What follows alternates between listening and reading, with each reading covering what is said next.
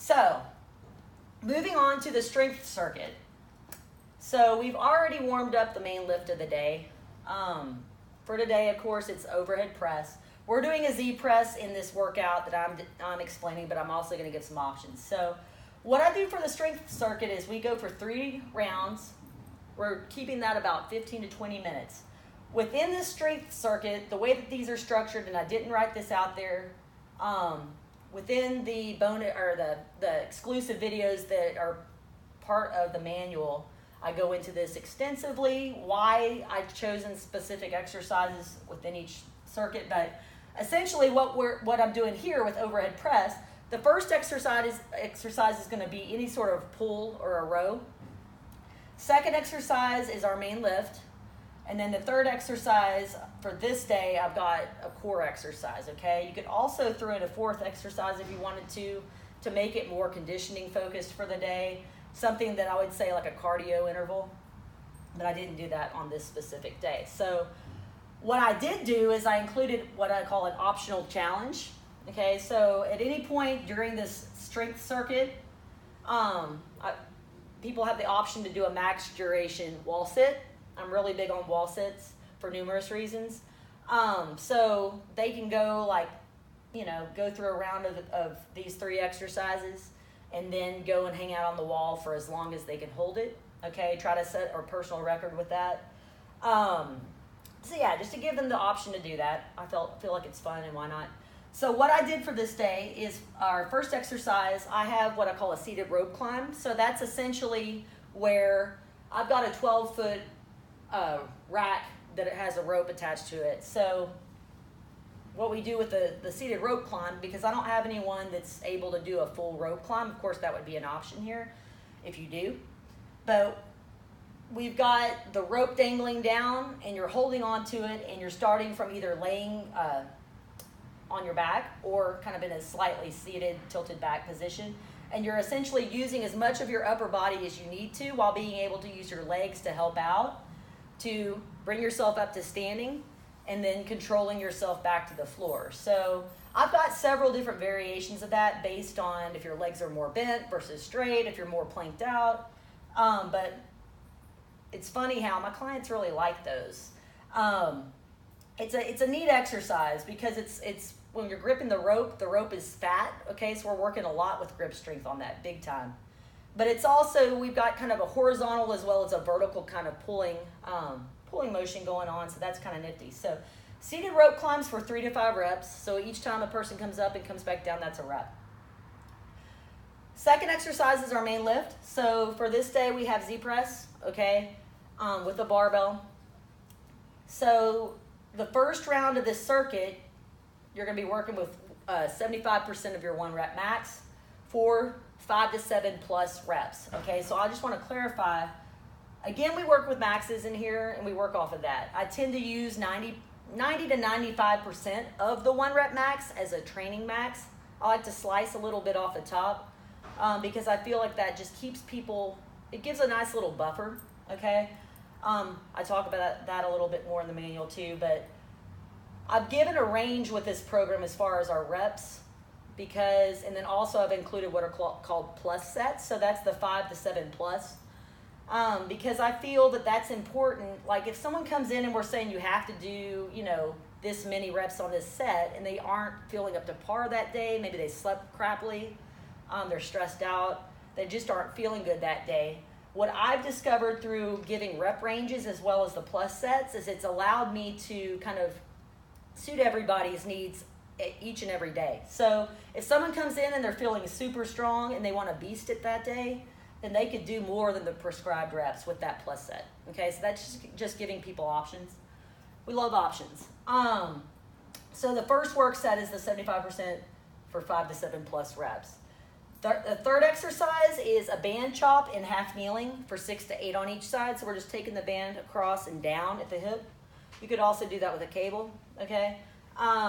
So what we would do is go through a round of that. Second round, we would load the Z press with 70% for 7 to 9 plus reps. And then the third round, we would load the Z press with 65% for 9 to 11 plus reps. So what I'm going to do here is flip over And I've outlined a few variations for the strength circuit just to show y'all kind of some different ways you can tweak it. So option A, we've got, instead of doing the seated rope climb, what I call a supine hand over hand sled pull, that's a mouthful, for 10 to 15 yards, okay? So with that, basically, like, you're going to lay on the floor with knees bent, and the sled's gonna be behind you with the rope extended, so you'll be holding the end of the rope. And then essentially, you're pulling the sled towards you this way, okay? So that's a really neat variation right there. A lot of good stuff happening with that. So that's a good one to plug in instead of the seated rope climb. So instead of doing Z-press with a barbell, we could do what I call a kettlebell seesaw press in the straddle sit position. That's the fancy name for it I have, but that's essentially a kettlebell alternating arm Z-press.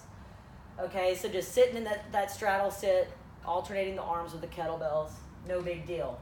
So with the loading on that, because I realize that when we have barbells, the neat thing about barbells is it's just so much easier to increase or decrease loading, even down to the tiniest amounts. Like I have fractional plates in here, so you can add a half or actually a quarter pound to each side of the barbell at a time. So especially for women, those little fractional plates are great.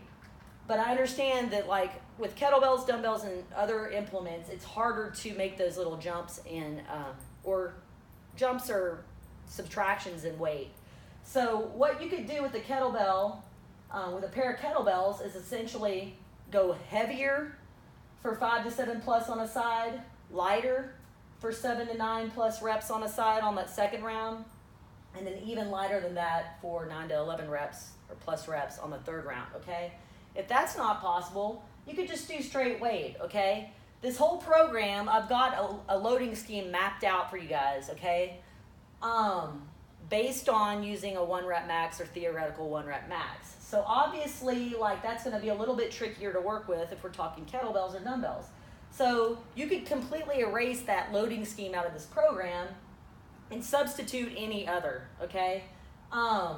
Just going with straight weight for 5 to 7 plus reps per side. So what I did was I took that first work set and essentially just said keep that and knock out all 3 sets with that loading, okay?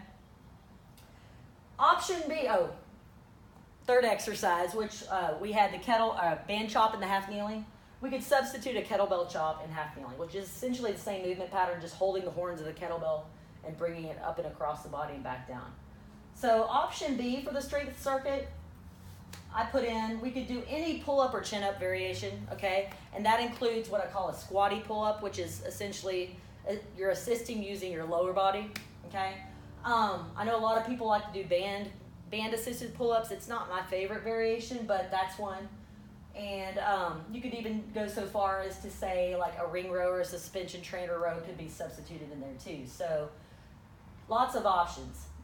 Instead of doing the Z-press that we have the original workout, I chose to substitute a sandbag overhead press. And so with that, again, not to go through what I just said about loading and it's harder to make micro adjustments with other implements than a barbell, you can kind of follow the same thought process that I kind of mapped out here with the kettlebell overhead press using a sandbag.